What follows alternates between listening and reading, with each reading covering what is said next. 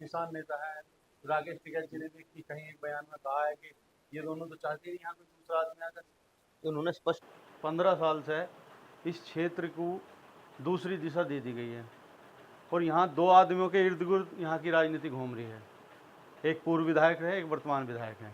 मुलायम यादव परिवार के ज़्यादातर व्यक्ति हमारे आवास पर आए हुए हैं, आ चुके हैं। समाजवादी पार्टी का बेस वोट है, वो भी कहीं ना कहीं हमारे वर्तमान विधायक से नाराज है। विधानसभा जो है सरदानाथ मुजफ्फरनगर लोकसभा का हिस्सा है और यहाँ से मौजूदा विधायक है अतुल प्रधान जी। क्या उनकी 60 गांठ की संजीव आलियान है ये तो वही बता सकें, लेकिन उन्होंने भाजपा को चुनाव लड़ाया और एक दिन भी मौजूदा विधायक होने के बाद और जब समाजवादी पार्टी ने उन्हें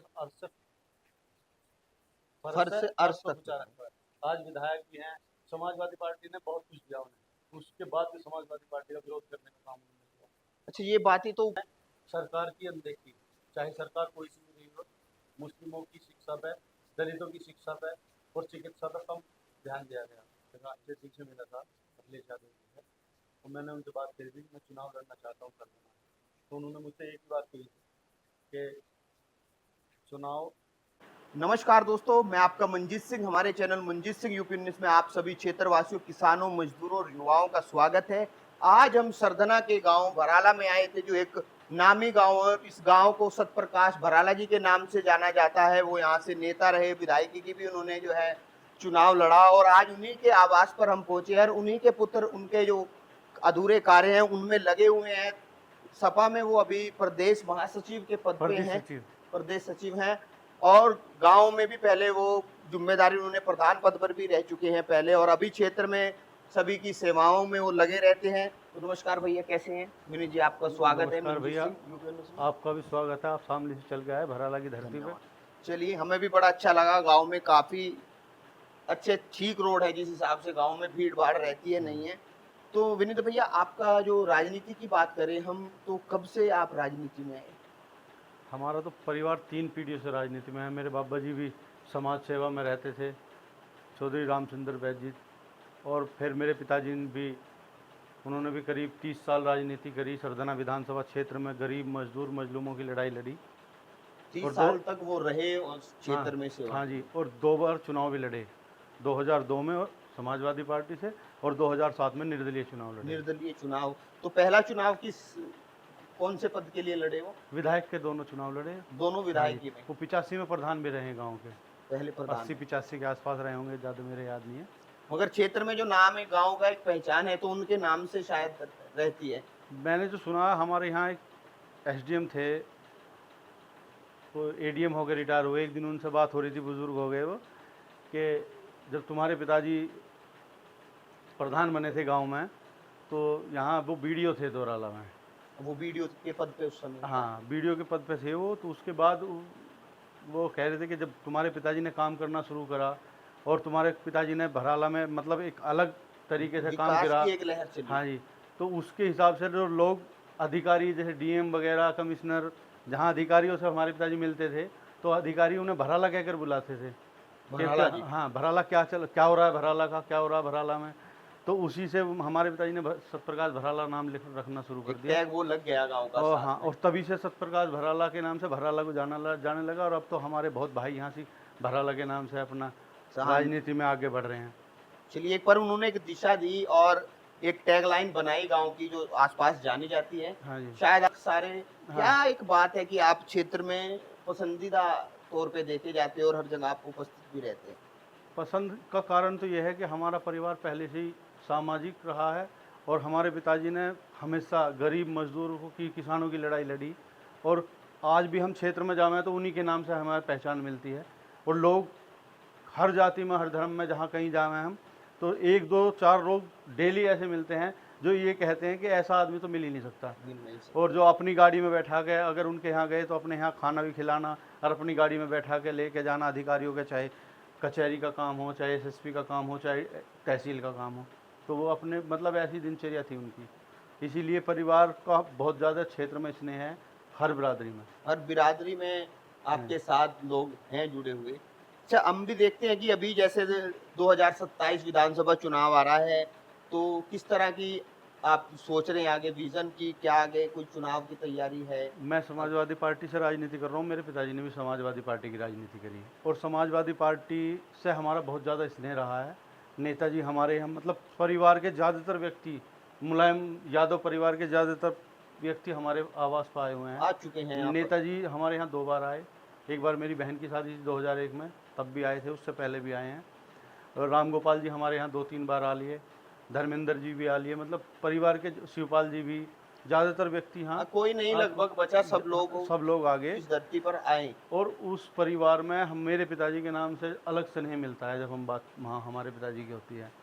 समाजवादी पार्टी की राजनीति कर रहे हैं और नेताओं से संपर्क में हैं। उसी उम्मीद के साथ सरदाना से समाजवादी पार्टी से चुनाव लड़ने की तैयारी है 2027 तो की। अगर पार्टी चुनती है तो विधायकी के लिए आपकी दावेदारी है? हाँ जी। अच्छा, मगर हम देखते हैं अभी भी कोई कपसाड़ कांड, उससे पहले कुछ और, यहाँ की राजनीति एक दो मुद्दों पर घूमकर हो रही है कई सालों से। यहाँ दरअसल क्या है, 15 साल से इस क्षेत्र को दूसरी दिशा दे दी गई है और यहाँ 2 आदमियों के इर्द गिर्द यहाँ की राजनीति घूम रही है। एक पूर्व विधायक है, एक वर्तमान विधायक है। तो वो इस तरह ही एक दूसरे का टास है ताकि कोई तीसरा ना आए और राजनीति में और आप लोगों का बैलेंस रहे। सिर्फ जनता में दिखावा है दोनों का, जनता के लिए कुछ नहीं है, सिर्फ एक दूसरे पर कटाक्ष करके और यहाँ की राजनीतिक रोटियां सेक रहे हैं अपनी, और कोई मतलब कोई से का नहीं है। आप कहना चाह रहे हैं कि एक अपना वोट बैंक स्थिर कर रहे हैं, जो भी बस चीजें चलती हैं। बस बस और कोई मतलब ये नहीं। दो, और उससे अलग कोई लक्ष्य नहीं, जैसे बात करें कि स्वास्थ्य की तरफ कोई ध्यान हो किसी या विकास की और किसी एजुकेशन। चीज़ से कोई से का कोई संबंध नहीं है। क्योंकि जैसे अभी हाल ही में शामली है, तो वहाँ पर केंद्रीय विद्यालय की मांग उठी, तो वो भी वहाँ पर बना, नवोदय भी बनना, तो इस तरह की तर्ज पे यहाँ तो नहीं अभी कुछ। यहाँ कुछ नहीं हुआ। यहाँ तो सिर्फ हिंदू मुसलमान, जो हमारे पूर्व विधायक हैं उन्हें तो हिंदू मुसलमान के सिवा कोई मतलब नहीं है, और जो हमारे वर्तमान विधायक हैं उन्हें उनके खिलाफ बोलने के सिवा कोई मतलब नहीं है। ताकि वो वोट सेटल रहे बस जो तैयारी है। वोटों को बराबर करने पे लगे हुए हैं, और जो समाजवादी पार्टी का बेस वोट है वो भी कहीं ना कहीं हमारे वर्तमान विधायक से नाराज है। नाराज है। हाँ जी, तो आपको लगता है कि स्थितियां काफी आपके लिए अनुकूल हैं? बिल्कुल। अगर जो भी क्षेत्र से या वहां से कोई आवाज ऐसी लगती है, तो क्या आपके मुद्दे रहेंगे? मान लो आप राजनीति में हैं और विधायकी की ओर देख रहे हैं, तो अगर आपकी संभावनाएं बनती हैं तो आपकी क्या प्राथमिकताएं रहेंगी? हमारी सबसे पहली प्राथमिकता यह है कि हमारे पिताजी ने, और जो यहाँ पूर्व में नेता रहे हुए हैं हमारे पिताजी के सामने राजनीति करने वाले, उन्होंने इस क्षेत्र को एक ऐसे माला में पिरो रखा था कि यहाँ बहुत बढ़िया सौहार्द था, आपसी मेलचाल जोड़ था। लेकिन यहाँ पिछले 15 साल में ऐसी स्थिति पैदा हो गई, हिंदू मुस्लिम तो हो ही गई, लेकिन इन दोनों नेताओं ने लोगों को जातियों में लड़ाने तक का काम। जातियों में उनसे अलग भी। हाँ, यहाँ यहाँ ऐसी स्थिति है आज की तारीख में कि कभी भी यहाँ जातियों में नहीं झगड़ा हो सकता।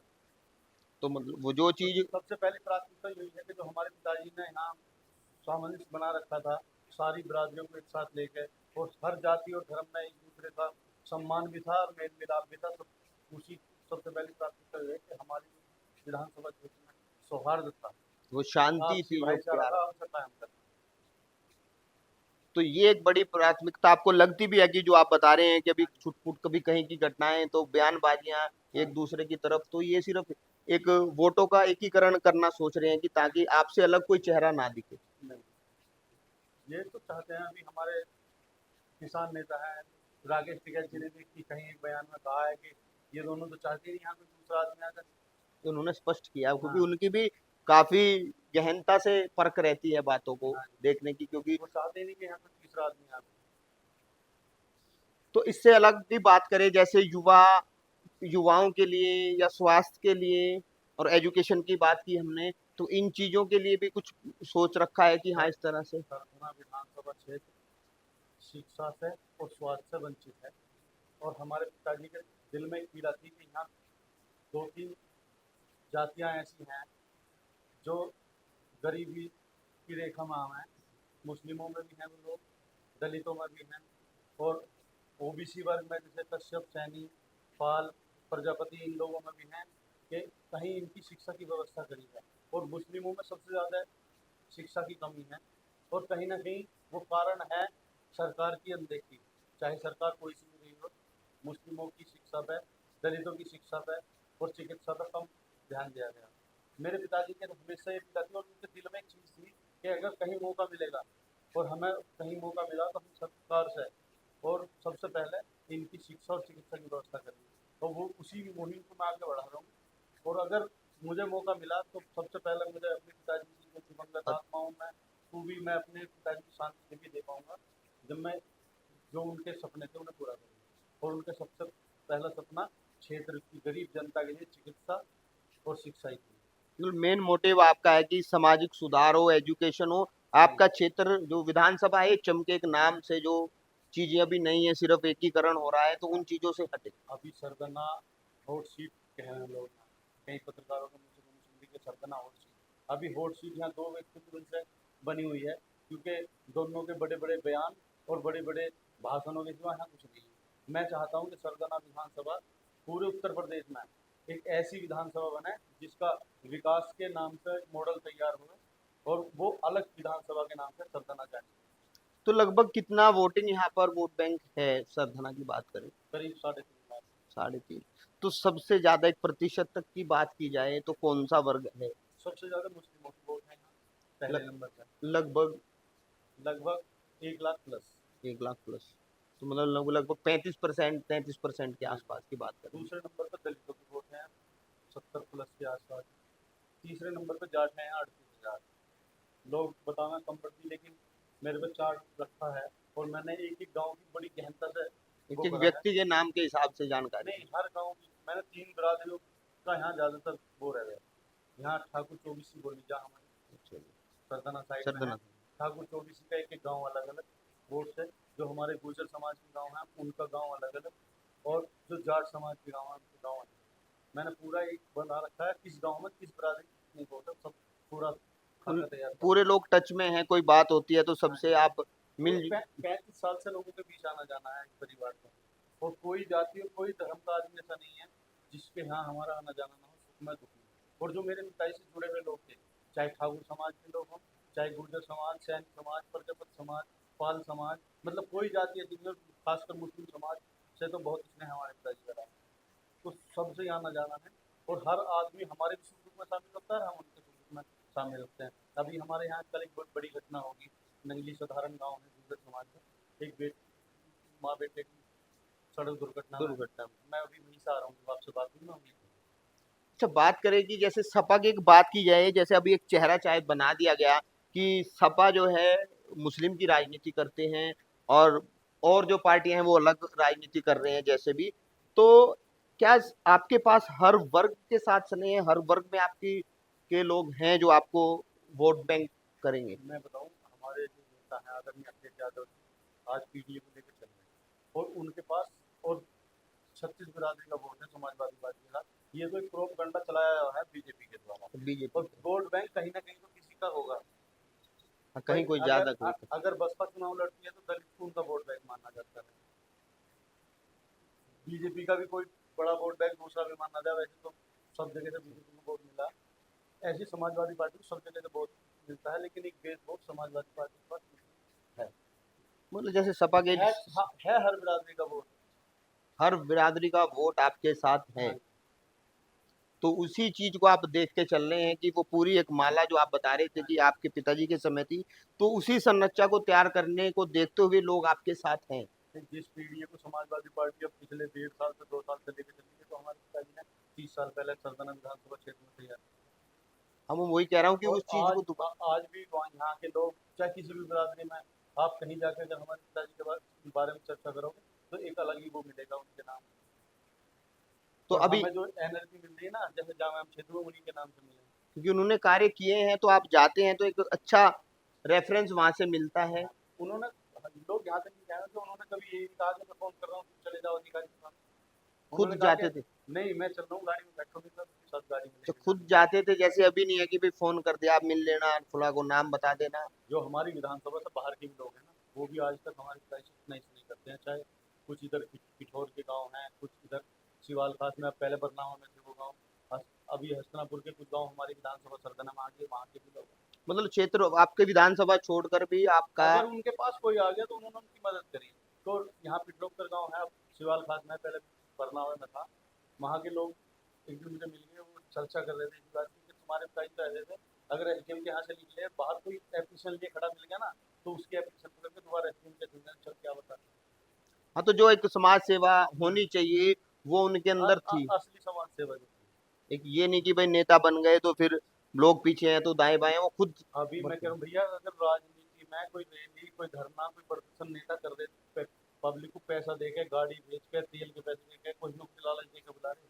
अगर मैं आज भी कोई प्रोग्राम करूँगा तो मेरे पिताजी के नाम पर लोग ऐसे ही दौड़े चले आए। अभी 19 अगस्त को हमारे यहाँ राम गोपाल यादव जी आए थे, मेरे पिताजी की पुण्यतिथि। उसमें करीब करीब 10,000 लोग इकट्ठे हुए, और कोई जाति और कोई धर्म का आदमी सकता जो ना हो। तो और सब लोग थे। एक सिंगल आदमी भी ऐसा नहीं था किसी को ये कहा हो भाई तुझे, एक आदमी को। हमारे पिताजी से बहुत अंसारी है सरदाना के, हमारे पिताजी से पुराने जुड़े हुए। मैंने उनसे कहा भाई मैं 6,000 रुपये उसके अकाउंट में डलवाए, गाड़ी तू कर लिए, गरीब आदमी बेचारा। उसने अपने भांजे से जिक्र कर दिया, उसके भांजे का ठीक ठाक काम है। उसके भांजे का फोन मेरे पास आया, मामू ये क्या करा, मतलब बिल्कुल परिवार की तरह मानते हैं घर वो। मानते हैं, हाँ, उन्होंने माना कि आपने ऐसा क्यों किया। हाँ, मामू ये क्या करा है, हम तो चुनाव में भी लाख 2 लाख खर्च करेंगे और उसको 6,000 रुपये तुरंत वापसी दे देंगे। तो ये स्नेह है उनका, हाँ, उन्होंने आपको भी एक प्लेटफॉर्म करके तैयार दिया और आप उस पर निरंतर आगे बढ़ रहे हैं। मैं भी यही चाहता हूँ कि जो मेरे पिताजी ने किया है, जो मेरे पिताजी को लोग याद करते हैं, यहाँ तक कहते हैं कि अगर कहीं रैली भी गई ना, यहाँ आ गई हो गाजियाबाद तक भी, अगर रैली गई है तो हमारे पिताजी ने अपने घर से खाना खिला के लोगों को जब लेके, और इस बात की चर्चा हो। हाँ, और जो कि मैं भी ये चाहता हूँ कि कोई आदमी ऐसा, जब तक मैं राजनीति में हूँ भाई, चुनाव लड़ना, राजनीति में विधायक बनना, पद मिलना कोई सब अलग चीज़ है, लेकिन मायने जो परिवार मेरे पिताजी ने जोड़ के रखा है, मैं ये चाहता हूँ मैं उन लोगों की सेवा करूँ, और कहीं से भी ये आवाज़ ना आवे कि भाई यहाँ ये उस आदमी ने अपने पिताजी से अलग हटके काम कर दिया। हाँ, एक जो उनकी साख है उसमें हाँ, बढ़ाना ही है, उसमें कुछ ऐसा ना हो कि हाँ, उनका नाम भी। उनकी साथ पे कहीं कोई बट्टा ना लगे, मेरी सब पिताजी साथ में। तो अभी दौर चल रहा है क्षेत्र में, तो आपको लगता है कि बात करी जाए कि 27 नजदीक आ रहा है तो अभी से चर्चाएं चल रही है। अभी अतुल प्रधान विधायक हैं, तो उनकी बात करें तो वो भी मान लो अच्छी खासी वोटों से शायद लगभग जीते, तो आप किस तरह से देखते हैं कि आपका क्या सोचकर आपको लगता है कि हाँ टिकट होना चाहिए। मैं मैं अपने राज्य जी से मिला था, अखिलेश यादव जी से, तो मैंने उनसे बात करी थी कि मैं चुनाव लड़ना चाहता हूँ करना। तो उन्होंने मुझसे एक ही बात कही थी कि चुनाव सरकार बनानी है, और चुनाव उसे लड़ाया जाएगा जिसकी जीत से ग्राउंड रिपोर्ट सही आएगी। ग्राउंड रिपोर्ट के आधार पर टिकट मिलेगा, तुम जाओ क्षेत्र में काम करो। और मुझे उम्मीद ये है कि ग्राउंड से रिपोर्ट हमारे विधायक के तो खिलाफ जाएगी। मतलब बात करें तो अपनी करें आम तो जनता आपकी क्या जा रही है। और मेरी रिपोर्ट बहुत अच्छी जा रही है।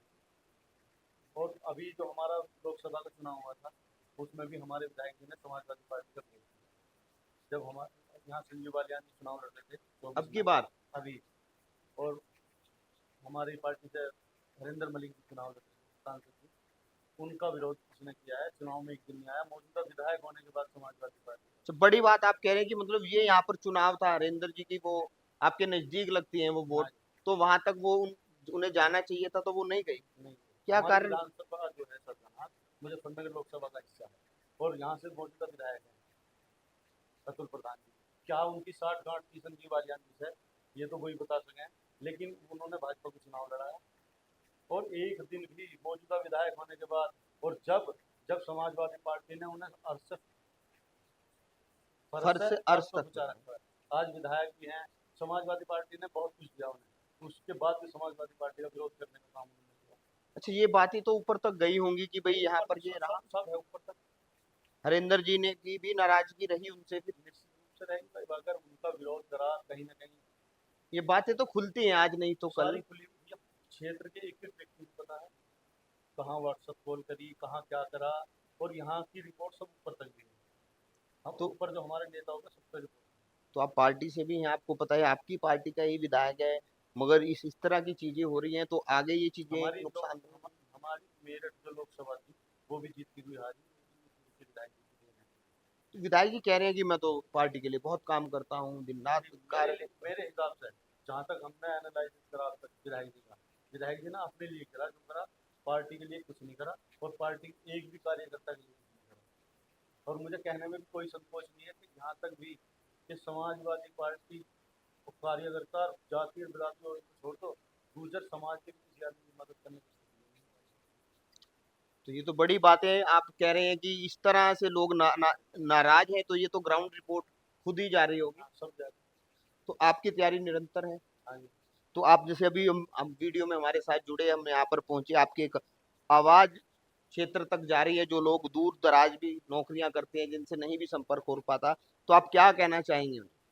मैं कहना चाहता हूँ सरदना विधानसभा क्षेत्र वासियों को कि यहाँ जो 15-17 साल पहले सरदना विधानसभा क्षेत्र था, तो हमारे यहाँ विधायक रहे हैं स्वर्गीय रविंद्र कुलडीर जी, भाजपा से 3 बार विधायक रहे हैं। उन विधायक जी का आज तक नाम लिया जा रहा है। तो वो काम करने वाले विधायक थे और आपस में नेताओं का मेल मिलाप भी अच्छा था। भाई राजनीति विरोध में करना अलग चीज़ है, कोई किसी की विचारधारा किसी के साथ है, लेकिन हमारी विधानसभा की जो 15 साल में, मैं यहाँ की जनता से ये अपील करना चाहता हूँ कि इन लोगों से छुटकारा पाना है तो किसी ठीक आदमी का चुनाव करें। क्योंकि एक कहावत है, जब हम रिश्ता करने चले हैं तो रिश्ता भी खानदान देख के करें। तो खानदान परिवार सब चीज़ देख के अपनी वोट करने का काम करें। सरदना क्षेत्र को उसी दिशा में ले जाने का काम करें जहाँ ये 15 साल पहले 17 साल पहले था। इसी तरह का आप करना चाह रहे हैं कि सरदना विधानसभा भी दिखे, कोई हाँ, जो है भराड़ा विधानसभा सरदना बने। सरदना विधानसभा भी अलग विधानसभा है। चलिए, बहुत अच्छा लगा आपसे बात की हमने और आपने जानकारी दी। देखते हैं क्या स्थिति रहती है, क्या यहाँ से जो रुझान जाते हैं वो विनीत सत्यप्रकाश भराड़ा जी की ओर जाते हैं, क्या आगे चुनाव की स्थितियां रहेगी। जो उन्होंने बताया कि जो माहौल यहाँ का 15 साल में बदला है, जो पहले एक माला की तरह पूरे का पूरा गांव समाज क्षेत्र मिलकर रहता था, तो वो उनकी प्राथमिकता है। शिक्षा स्वास्थ्य के लिए वो कहते हैं कि नाम एक विधानसभा का जाना चाहिए ताकि यहाँ से विकास की एक गंगा बहे। तो देखते हैं क्या स्थिति रहती है, क्या पार्टी उन्हें चुनती है। तो आपका क्या सुझाव है, कमेंट में जरूर आप सभी बताएं कहां कहां से हैं अपने गांव के साथ। तो आप सभी ने वीडियो देखा, आप सभी का बहुत बहुत धन्यवाद। और इसी तरह की वीडियोस और खबरों के लिए हमारे channel Manjeet Singh UP news को लाइक करें, शेयर करें, सब्सक्राइब करें। जय हिंद, जय भारत, धन्यवाद।